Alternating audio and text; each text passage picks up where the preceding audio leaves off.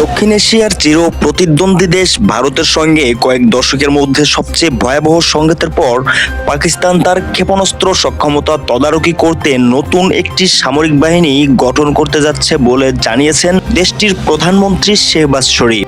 বুধবার ইসলামাবাদে স্বাধীনতা দিবসের এক অনুষ্ঠানে প্রধানমন্ত্রী শেহবাজ শরীফ রকেট ফোর্স কমান্ড গঠনের ঘোষণা দেন। সেখানে উচ্চপদস্থ সামরিক কর্মকর্তা উপস্থিত ছিলেন।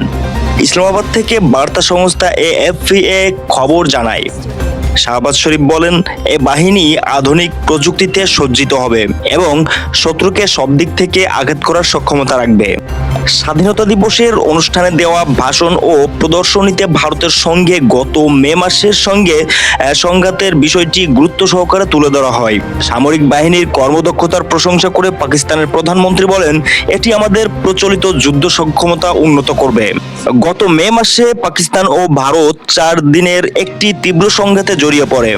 এতে দুপক্ষের ক্ষেপণাস্ত্র, ড্রোন ও আর্টিলারি হামলায় 70 জনের বেশি মানুষের প্রাণহানি হয়। এটি ছিল 1999 সালের পর পারমাণবিক অস্ত্রের সজ্জিত প্রতিবেশী এদেশ দুটির মধ্যে সবচেয়ে বড় সংঘাত।